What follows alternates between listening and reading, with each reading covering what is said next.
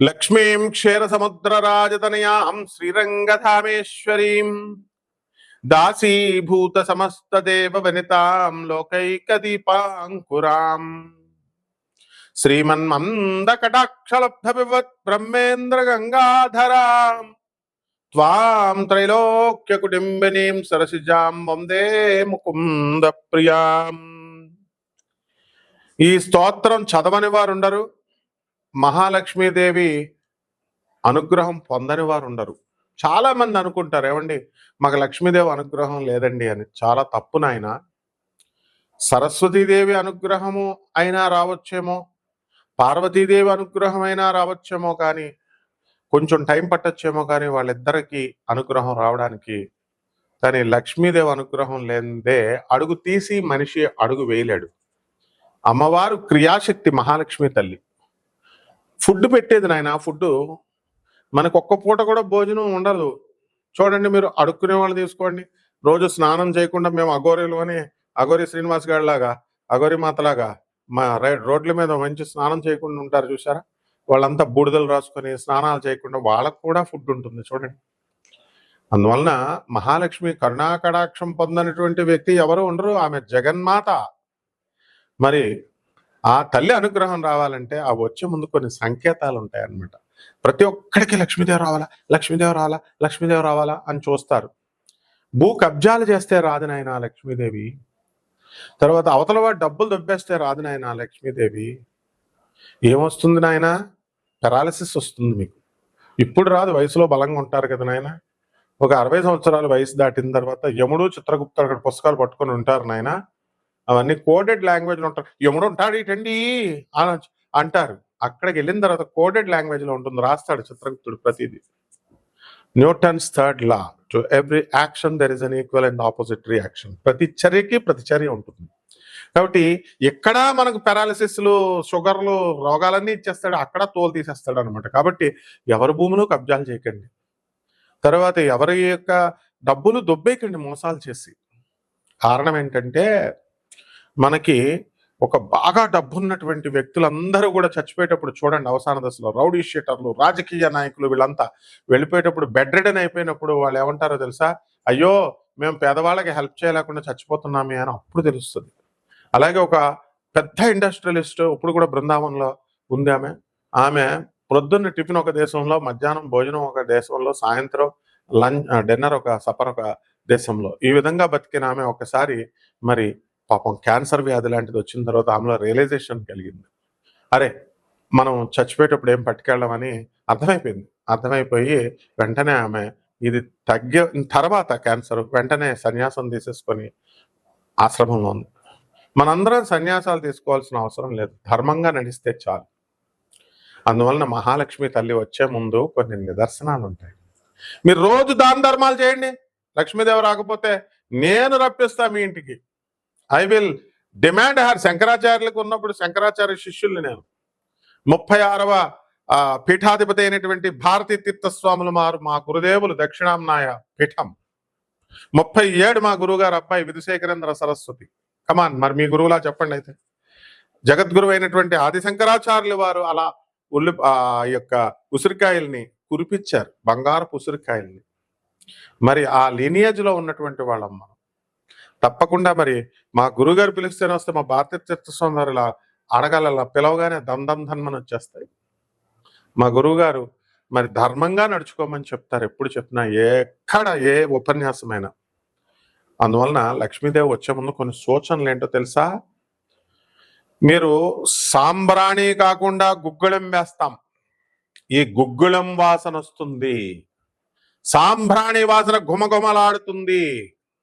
ఆ వాయిస్ ఏ గదిలో ఉన్నా సరే ఆ యొక్క ఈ వాసన సువాసనలాగా వస్తుంది. తర్వాత గంధం స్మెల్ వస్తుంది. మీరు జాగ్రత్తగా వెళ్ళి మనకి లహరి మహాశయుడు, పరమహంస యోగానందుల వారు, స్వామి వివేకానందుల వారు ఇలాంటి మహాత్ములు రోడ్డుపైన వెళుతుంటే తామర పుష్పాల వాసన, గంధాల వాసన. పిఆర్ సర్కార్ మా గురుదేవులైనటువంటి ఆనంద మార్గ ఆశ్రమం అధిపతి పిఆర్ సర్కార్ మా గురువుగారులు వెళ్తుంటే అక్కడి నుంచి ఏంటి సాంబ్రాణి వాసన వస్తుందేంటి, ఏంటి గంధం వాసన వస్తుందేంటి, ఏంటి సువాసన వాసన వస్తుందండి. నేను చిన్నప్పుడు వెళ్ళి అని పిలిచేవాడిని. వాళ్ళేం రాసుకోలేదు. అంటే నిజమైన సన్యాసులు, నిజమైనటువంటి గురువులు దగ్గర ఆ వాసనొస్తుంది. మరి మన అఘోరి మాత ఉంది ఇప్పుడు మొన్న వర్షిణిని లేపుకెళ్ళిపోయిన అఘోరి మాత. దాని దగ్గరికెళ్ళి వాసన చూస్తే గబ్బు వాసనొస్తుంది. స్నానాలు చేయదు కదా! అంటే ఇప్పుడున్నటువంటి దొంగ స్వామీజీలు, దొంగ బాబాలు, దొంగ గురువుల దగ్గరికెళ్తే గబ్బు వాసనొస్తుందనమాట. అదే తేడా తీసుకోండి. తర్వాత చక్కగా మహాలక్ష్మి తల్లి గల్లు గల్లుమని సౌండ్ వినబడతా ఉంటది, గజ్జెల సౌండ్. చాలా మంది అడుగుతారు, గురుగారు మా ఇంట్లో గజ్జెల సౌండ్ వస్తుందని. వచ్చేస్తదంతే, లక్ష్మీదేవి ఉంది చూసుకో. ఏమండి నన్ను తీసుకోండి, నన్ను తీసుకోండి, నన్ను తీసుకోండి అని అడుగుతుందని రోజు కల్లోకి వస్తుందండి అంటారు. నిజమది.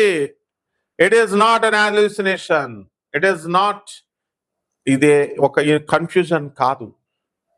అది నిజమైనటువంటి మహాలక్ష్మి సింబల్. అందువలన ఒక గదిలో గల్ గల్ గల్ గల్ అని అంటూ ఉంటుంది. ఒకసారి ఒక శ్రీధర్ మాధవ్ అని ఒక దంపతులు ఉన్నారు. శివకుమార్ అని బంజారా హిల్స్ లో ఉంటాడు మా శిష్యుడు.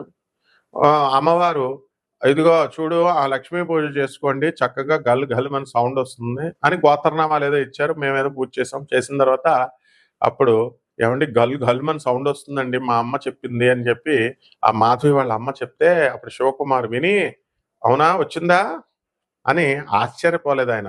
బికాస్ లక్ష్మీదేవి వాళ్ళ father chief engineer, Reddy Naidu అని పోల సుబ్బయ్య ప్రాజెక్ట్ కట్టినటువంటి ఆయన నడిచే దైవం అనేటువంటి చంద్రశేఖర సరస్వతి స్వాముల వారు వాళ్ళ ఇంటికి వచ్చారు. మరి అనేక సార్లు ఆయన ఇంజనీర్ గా ఉన్నప్పుడు ఆయనకు అనేక సార్లు దర్శనం ఇచ్చినటువంటి వాళ్ళు. మా ఆంటీ ఇంకా బ్రతికే ఉంది, బంజారాహిల్స్ కేర్ హాస్పిటల్ పక్కనే సాక్షి దగ్గర ఆ మెడికల్ భాస్కర్ మెడికల్ కాలేజ్ పక్కిల్లే అనమాట. ఒక 750 గజాల్లో ఉంటుంది బంజారాహిల్స్ లో. ఇవన్నీ ప్రత్యక్ష సాక్ష్యాలు. లైవ్ లో ఎందుకు చెప్తున్నాను నేను? నిజంగానే మహాలక్ష్మి అలా కరుణిస్తుంది అందరినీ. అలాగే మరి కొంతమంది ఏమండి నిధులు ఉన్నాయండి, జలదిగ్బంధనం, నీటిలో బుడబుడ బుడబుడ బుడబుడ సౌండ్లు వినబడుతుందండి. తర్వాత మాకు కల్లో ఏదో సౌండ్లు వినబడుతున్నాయండి, గజ్జల సౌండ్లు వినబడుతున్నాయి, అమ్మవారు వస్తున్నట్టుగా ఉంది, తీసుకో తీసుకో అంటోందండి అంటారు. ఇది తీసుకో తీసుకో సౌండ్లు కూడా మహాలక్ష్మి సింబల్సే. కానీ అక్కడ 2 రకాలు ఉంటాయి. నిదేదైనా ఉందనుకోండి, అవన్నీ కూడా ఏంటంటే పిశాచి, ధన పిశాచి కూడా ఉంటుంది, చూసుకోండి మరి. కాబట్టి పిశాచికి మహాలక్ష్మికి తేడా ఉంటుంది. ఏమండి మహాలక్ష్మి తల్లి ఇప్పుడు ఎవరైనా చూడండి, నా ఒంటి మీదకి ఆవిడ వచ్చేసింది, ఎల్లమ్మ వచ్చింది, పుల్లమ్మ వచ్చింది, రేణుకమ్మ వచ్చింది అని దేవతలను చెప్తారు. దుర్గమ్మ వచ్చింది అంటే దుర్గమ్మ కూడా చీప్ అయిపోయింది, మా బెజవాడ కనక దుర్గమ్మ. కానీ ఒక్కళ్ళైనా ఉంటారా మహాలక్ష్మీదేవి నా ఒంటి మీదకి వచ్చిందని? రాదు. మహాలక్ష్మీదేవిదే ఎవ్వరి దగ్గరికి టచ్ కూడా చేయదు. ఆలీ సినిమా ఉంది చూసారా? అప్పుడు ఆలీది, మమ్మీ నేను చాలా కష్టాల్లో ఉన్నాను మమ్మీ అంటే డబ్బులు మూట విష్ణుమూర్తి వీడికి ఇవ్వకూడదంటే లక్ష్మీదేవి రికమెండ్ చేస్తుంది. ఒక మూట ఇసురుతాడు విష్ణుమూర్తి. వీడు అప్పుడు దాకా ఈ ఆలీగాడు కళ్ళు తెరిచి నడిచినాడు, కళ్ళు మూసుకుని నడిస్తే ఎంత బాగుంటది అని కళ్ళు మూసుకుంటాడు. ఆ బంగారు మూటను దాటేసి వెళ్ళిపోతాడు. దాటేసిన తర్వాత అది దాటిన తర్వాత మళ్ళీ కళ్ళు తెరుస్తాడు. అంటే మహాలక్ష్మి తల్లి అనుగ్రహం లేనిదే ఒక్క రూపాయి కూడా రాదు నాయన. కాబట్టి గొడ్ల గోప, తెల్ల గొడ్ల గోప కనబడుతుంది. ఏమండి మీరు అడగొచ్చు, ఏమంటే తెల్ల గొడ్ల గోప చాలా మందికి ఉన్నాయి, నీ దగ్గర ఉన్నాయా? ఫారెన్ లో ఉన్నాయి. మంచి మంచి గొడ్ల గోపలు పెంచుకుంటారు ఇంట్లో. దాని బ్రీడ్ తెలుసుకోండి. ఇక్కడ మా అసిస్టెంటే మణికంఠ ఉన్నాడు విజయవాడలో. మరి గురుగారు రోజు నాకు గుడ్లగోప తెల్లగా కనబడుతుందండి తీగ మీద అన్నాడు. లక్ష్మి వస్తుందిరా అన్నాను. ఒక అపార్ట్మెంట్ కొనిపారేశారు. డబ్బులు లేవు, అప్పులు ఇచ్చేవాళ్ళు లేడు. వాళ్ళ పాపం చిన్న చిన్న జాబులు, భార్యాభర్తలు ఇద్దరు. ఈ రోజున విజయవాడలో మెయిన్ సెంటర్లో మా ఆఫీస్లో మా యొక్క టీంలో అతను చక్కగా ఇల్లుని ప్రసాదించింది మహాలక్ష్మి తల్లి. అలా మనం అందరినీ చూస్తూ ఉంటాం. సుబ్రహ్మరెడ్డి దగ్గర ఏముండేదండి? సుబ్రహ్మరెడ్డి నాగార్జున సాగర్ ప్రాజెక్ట్ చేసేవాడు, మామూలు వాళ్ళ మేనమామ గారు మామూలు సింపుల్ కాంట్రాక్టర్, జీతానికి చేసేవాడు. ఈరోజు సుబ్రహ్మరెడ్డి ఏంటి? కమాన్, మీకు తెలుసా? మాకు తెలుసు సుబ్రహ్మరెడ్డి మొత్తం. అలా మహాలక్ష్మి అనుగ్రహం. అందుకే బిర్లా ఏం చేస్తాడు తెలుసా? టాటా బిర్లాలు వాళ్ళకి ఉండమ్మా బొట్టు పెడతా సినిమా చూసారా? అమ్మా లక్ష్మీ తల్లి నువ్వు వెళ్ళకూడదమ్మా, మనం బయటికి తలుపు తీసుకొని అంటే నేను వెళ్ళిపోతాను, ఇంకా నా టైం అయిపోయింది, మీరు రూల్స్ వయలేట్ చేశారు, నేను చెప్పిన రూల్స్ వినలేదంటుంది లక్ష్మీదేవి. ఉండమ్మా బొట్టు పెట్టేదాకా పతివ్రత వెళ్ళకూడదు కదమ్మా అంటే, అవునైతే అంటే నేను చీరని నీకు బొట్టు తెస్తానని వెళ్ళి ఆ కోడలు ఏం చేస్తదంటే వెళ్ళి నూతిలో దూకేస్తది. ఈ లక్ష్మీదేవికి ఇంకెవరు పెడతారు బొట్టు, నేను పెట్టేదాకా నేను వెళ్ళను అని మాట తీసుకుంది. కాబట్టి ఆ లక్ష్మీదేవి ఆ ఇంట్లో ఉండిపోయింది. ఇదే ఉండమ్మా బొట్టు పెడతా. ఇదే కాన్సెప్ట్. ఇది ఎవరి దగ్గర నుంచి తీశారంటే ఇది బిర్లా, నిశాంత్ బిర్లా మన స్నేహితుడు నాగపూర్‌లో ఉంటాడు. నిర్మలా బిర్లా వాళ్ళ అమ్మగారు వాళ్ళు. ఇప్పుడు కూడా నిశాంత్ బిర్లా ఉన్నాడు. మన బిర్లా మందిర్ కట్టింది వాళ్ళు. కాబట్టి వాళ్ళ కుటుంబంలో ఉన్నటువంటి రహస్యం ఏమిటంటే ఎప్పుడు కూడా రిపేర్ వర్క్ చేస్తూ ఉండు అని. లక్ష్మీదేవి ఎప్పుడైతే వర్క్ మీ దగ్గర ఆగిపోతుందో నేను వెళ్ళిపోతానంది. అందుకనే బిర్లా మందిర్లో ఎక్కడో సుత్తిచ్చుకొని ఏదో రాయి కొడతా ఉంటారు. అలాగే బిర్లా ఇండస్ట్రీస్లో కానీ వాళ్ళ ఇళ్లల్లో కానీ ఏదో ఒక పని చేస్తూ ఉంటారనమాట. కాబట్టి మహాలక్ష్మి తల్లి అంత అనుగ్రహిస్తుంది నాయన. కాబట్టి భార్య మంచిగా సంతోషంగా ఉంటుంది, రొమాంటిక్గా ఉంటుంది. అప్పుడు భర్తలంతా కూడా మీకు మహాలక్ష్మి త్వరలో రాబోతోందని మల్లెపూలు పెట్టుకొని చక్కగా ముఖం కళకళలాడుతూ ఉంటుంది భార్య. మీరు రోజు బాధేస్తుంటే ఏమొస్తుంది రా నాయన, చెప్పిచ్చేస్తుంది, మీకు పక్షవాతం వస్తుంది. అస్సలు ఎట్టి పరిస్థితుల్లో ఆడదాన్ని కొట్టకూడదు, ఏడిపించకూడదు. అలా వీలున్నంత వరకు అలా ఉంటే కనుక మహాలక్ష్మి తల్లి మీ ఇంటికి డెఫినెట్గా వచ్చేస్తుంది. ఇకపోతే కుంకుమ స్మెల్ వస్తుంది. ఈ పూనకాలోళ్ళు చెప్పే ఆ బ్యాచ్లు చెప్పే సింబల్స్కి వెనకండి ఆయన. వాళ్ళు వేగంగా మేము అమ్మవారు మా ఒంటి మీదకి వచ్చేస్తున్నాం, అమ్మవారు మా చుట్టాలు అది ఇది అని చెప్తారు. కాబట్టి అమ్మవారితో మేము వాట్సాప్ చేస్తున్నాం మనుషులు అనుకుంటున్నారు. అమ్మవారు వస్తుందిరా అసలు ఎక్కడైనా. అమ్మవారు వస్తే ఒళ్ళు దుమ్ములు ఇరిగిపోతాయి. విన్నావా నాయన? కాబట్టి ఈ కుంకుమ స్మెల్లు, పసుపు స్మెల్లు, మల్లెపూల స్మెల్లు, చామంతి పూల స్మెల్, గుళ్ళోకి వెళ్తే ఇప్పుడు మార్వాడీల దగ్గర ఉంటుంది గుజరాత్లో ఉన్నటువంటి సెంటెడ్ స్మెల్, ఇస్కాన్ టెంపుల్స్లో ఉంటుంది చూసారు అగరత్తులు, ఆవు పేడతో తయారు చేసి గుమగుమలాడేటటువంటి స్మెల్, ఇలాంటివన్నీ ఉంటాయి. ఒకే వీడియోలో మీకు పూర్తిగా చెప్పేసామనుకో మీరు ఎక్కువైపోద్ది అనమాట మీకు. అందువలన లక్ష్మీదేవి మళ్ళీ మనం సెకండ్ పార్ట్లో చెప్పుకుందాం ఇంకా ఏమేమి లక్షణాలు ఉంటాయో. 12 రాశుల వారికి ఈ మహాలక్ష్మి తల్లి ఈ సంవత్సరం అంతా కూడా ఎలా వస్తుంది, ఏ రకంగా మీరు ఉంటే వస్తుంది, అసలు ఆ జాతక ఫలితాల వల్ల వచ్చే యోగాలు ఉన్నాయా లేవా అన్ని కూడా ఈ వీడియోలో మనం తెలుసుకుందాం. మేషరాశి. ఈ మేషరాశి వారందరికీ కూడా మనకి సంవత్సరం విశ్వావసునామ సంవత్సరంలో డబ్బులు రాబోతున్నాయి. మహాలక్ష్మి కరుణా కటాక్షం రాబోతుంది. వాటి వృత్తి వ్యాపార ఉద్యోగ విషయాల్లో మీరంతా కూడా ఎంతో ముందుకు వెళ్ళబోతున్నారు. డబ్బులు బాగా సంపాదించబోతున్నారు. అయితే ఏలినాటి శని వచ్చిందండి మీకు అందరికీ కూడా మార్చి 29, 2025 సంవత్సరం నుంచి. ఆ ఏలినాటి శని ప్రభావం వలన మనకు మహాలక్ష్మి రాబోతుంది. ఏమిటయా ఏలినాటి శని వచ్చి మేము బాధపడుతుంటే డబ్బులు వస్తున్నాయని చెప్తాం అనుకుంటున్నారా? పొంగు శని, మంగు శని, తొంగు శని అని 3 ఉంటాయమ్మా ఏలినాటి శనిలో. అందులో మీకు పొంగు శని వచ్చింది. పాలు పొంగిపోతే ఎలాగైతే పొంగు బుస్సు అని వస్తుందో అంతలా డబ్బులు వస్తాయన్నమాట. ఆ తర్వాత విదేశాలకి వెళ్ళాలనుకునేటటువంటి వాళ్ళు విదేశాలకు వెళతారు. విద్యార్థులు మే 30వ తారీఖు 2025 సంవత్సరం దాకా బ్రహ్మాండంగా చదువుతారు. ఆ తర్వాత చదువులో కొంచెం వెనకబడతారు. అలాగే ఈ యొక్క శత్రుపీడ అనేటటువంటిది మీరు మార్చి 14, 2025 సంవత్సరం వరకు మీకు కేతువు కన్యా రాశిలో ఉన్నంత వరకు శత్రువులను మర్దనం చేస్తారు. ఆ తర్వాత పిల్లల స్థానంలోకి కేతువు రావడం వల్ల పిల్లలు మిమ్మల్ని మర్దన చేస్తారు వాళ్ళ అల్లరితో.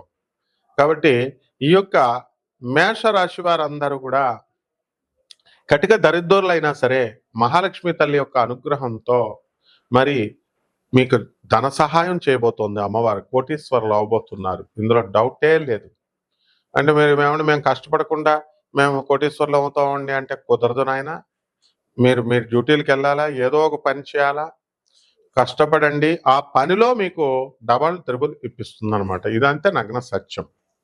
ఇకపోతే ఆరోగ్యాలు బాగా లేనటువంటి వాళ్ళు మీ పెళ్ళాలను కొట్టకుండా, తిట్టకుండా, ఇతర స్త్రీల పట్ల అక్రమ సంబంధాలకు ఆకర్షితులు అవ్వకుండా మీరు కనుక ధర్మ మార్గంలో కనుక ఉన్నట్లయితే మహాలక్ష్మి తల్లి ఎవరో కాదు, మీ ఆవిడే మహాలక్ష్మి తల్లి. ఆవిడలో ఉన్నటువంటి మహాలక్ష్మి తల్లి లేచి నిన్ను ఆశీర్వదిస్తుంది. అలా కాకుండా ఆమె అభిరుచులకి భిన్నంగా కనుక మీరు వెళితే ఆమె పైకి ఏమనదో మనసులో ఇమాజినేషన్ అనమాట, లోపల ఊహించుకుంటుంది నేను మహిషాసురమర్దినిలాగా త్రిశూలం పెట్టి తొక్కేస్తున్నట్టు. దెబ్బతో మీ ప్రగతి అణిగిపోతుంది. కాబట్టి ఈ విషయం ముఖ్యంగా మహాలక్ష్మి టాప్ సీక్రెట్ అన్నమాట. అంటే ఆడవాళ్ళు ఎప్పుడు కూడా పైకి అనరు. దొంగ సచ్చినోడని భర్త అయినా సరే డోంట్ కేర్ నోట్లో తిట్టుకుంటారు. కాబట్టి ఇది యూనివర్స్ రిచ్‌గా బతకండి. యూనివర్స్‌కి చెప్పండి. ప్రకృతి మిమ్మల్ని ఆశీర్వదిస్తుంది.